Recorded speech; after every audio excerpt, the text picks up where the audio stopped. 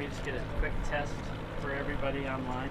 Hi Z, how are you? I'm doing Good. good. Chat looks nice. Thank you. Everybody online, audio okay? If somebody doesn't mind commenting in the chat real quick. Audio, thanks Kent. Welcome to the Meijer LPGA Classic Media Center. If you are joining us remotely, please keep your mic on mute until we open it up for questions. We have the host will ask a couple questions, and we're going to open it up to media on site, and then we'll open it up for remote questions after that. And when we open it up for questions, I'll call on you in order of request received. So, without further ado, two-time Meijer LPGA Classic champion, Brooke Henderson, with a big smile on her face. Thanks, Brooke, for joining us today. Yeah, thanks so. Well, two-time champion. You entered Blythefield Country Club. You see Brooke Henderson Lane. This is starting to feel like home, I think. Yes, I definitely love it here at Blythefield Country Club. So many great memories. Winning twice, of course, and I just feel at home when I come here. The weather, the trees. It all reminds me of home at Plain Canada, and just the friends that we've made here. And it's just a wonderful place to be, and hopefully I can make some more great memories this week.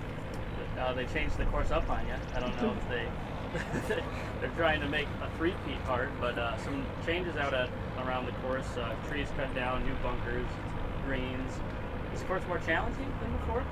Definitely a few tee shots are definitely more challenging with where they place the bunkers. 18, 9, and 2 sort of come to mind right away. The bunkers kind of jut in, so the bottlenecks the fairway. So I used to, cut some corners and take sort of aggressive lines on those holes where I can't really do that anymore. But I think, just having a solid strategy and leaning on what I've learned here the last few years for the rest of the golf course, I think will definitely be beneficial. And then no sister on the bag this week. Everett Mimi, I think I said that right, on the bag. Take us through just the change in Caddie, what went into it, and how it came about. Yeah, definitely disappointed not to have Britt on my bag this week, because we always make a great team and love having her there. Unfortunately, her work permit is a little bit delayed due to COVID, so just waiting for that, and hopefully it's here sooner than later. In the meantime, I have Everett on the bag this week, and he has lots of experience out here and a good friend. What went into when you learned the news that Britt couldn't caddy? What went into the thought process of who you would use this week, and was there anything specific you were looking for? Even though Britt's irreplaceable, in a sense, replaceable. Yeah, I'm definitely saddened that Britt's not with me on the bag this week. It'll definitely be a big change. I think, the main thing this week is to try to keep things simple and, have fun on a golf course that I've played really well on before. Everett is a good friend, and he's lots of fun to be around, so I think he will definitely make the change a little bit easier. Jason, then Austin. So you don't have your caddy. They made the bunker so you can't cut corners. Yes. Do you still have the same expectations to win? Yeah, they're definitely making it harder on me, but I'm excited for the challenge, and I love this place, and I think I'm working and trying to get a good strategy together where I can still perform really well here. I think I'll just have to be a little bit more patient than I have been in other years, and at the end of the day, if you hit solid golf shots and hit a lot of greens, then hopefully good things will happen. What's the biggest adjustment to having a different caddy and had your sister for so long? What's the biggest challenge? Yeah, Britt's been my only caddy since 2016. So, just learning different tendencies from other people, I think is the biggest thing. Britt pretty much reads my mind out there a lot of the time. So just learning to deal with, speaking what I'm thinking a little bit more, and just being able to adjust to things like that. Austin? Brooke, you had mentioned, coming up to play in Michigan, especially in Grand Rapids, a place you're very fond of. Feels like playing back at home. And for whatever it's worth, I work for the newspaper up in Midland, the Down tournament. So just coming up to play in Michigan, just how much fun is it for you, and how excited are you to get things going this week?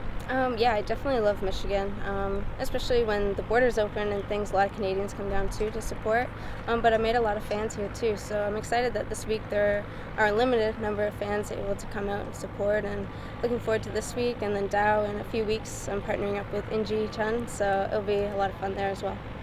Two quick questions for me with that. First, with Inji, y'all's friendship, Is it more of a friendship, or is it strategy? Kind of what went into that particular partnership? Yeah, she's a great friend, and I admire her game a lot. So I think it will be fun and very different partnership because we play very different styles of golf. So I think, hopefully we can use it to our advantage and kind of plot our way around that course there. And, maybe I'll hit on some of the longer holes, and the more holes where you have to hit it a little bit straighter, maybe she'll take over there. Fair enough. And then last question for me.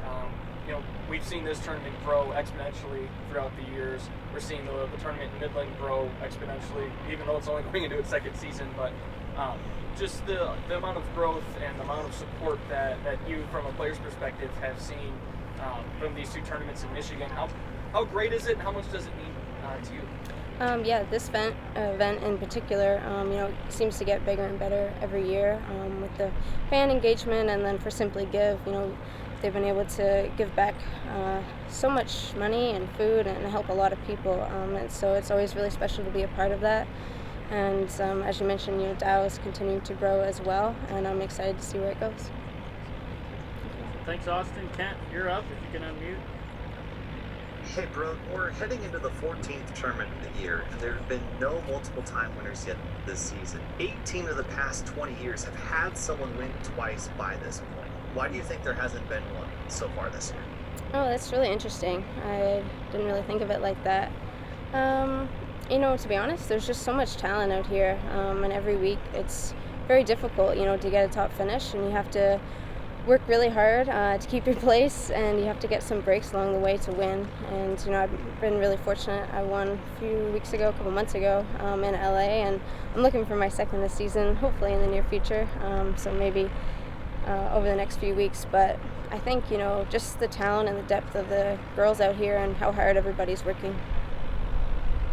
Won multiple times in a season, multiple years in a row. How difficult is it to win multiple times in 1 year? Definitely very difficult. I was happy to be able to do it 2016 through 2019, and then of course last year I only played 10 events and unfortunately didn't win any of them. So coming out this year I was hoping to get that first win pretty quickly, and I'd love to get back on that streak of winning multiple times a season. So I think if we just continue to put in the work and just be patient and enjoy the process. That's one thing I'm really trying to do this year, is just try to enjoy everything a little bit more.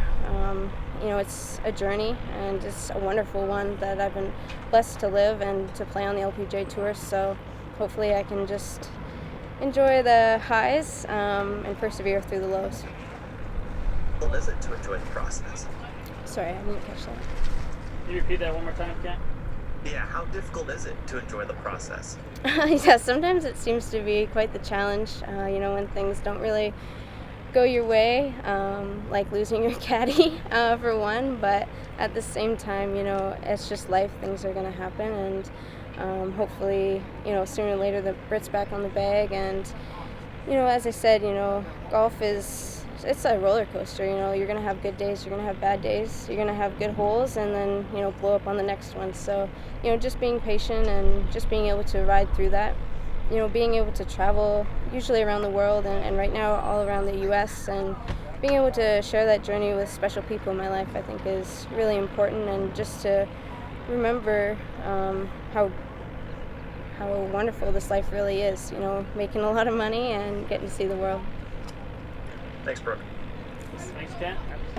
I got a couple from Beth Ann. First one is, what's your favorite thing about Blythefield?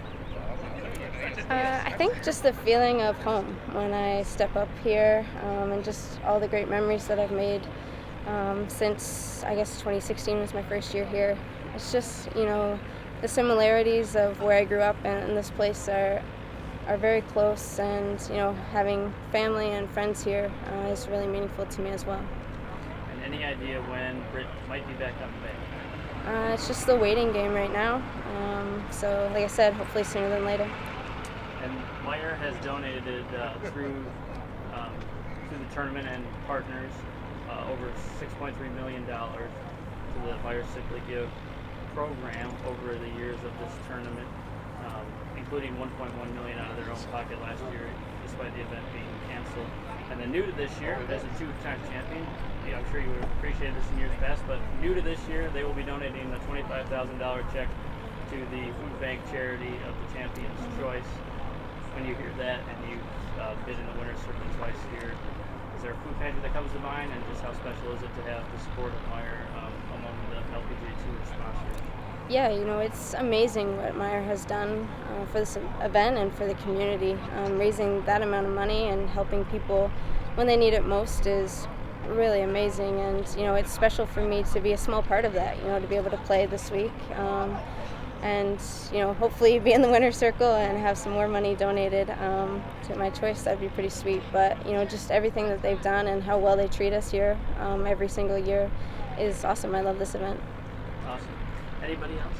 Any questions? If anybody has any questions online, please comment in the chat function.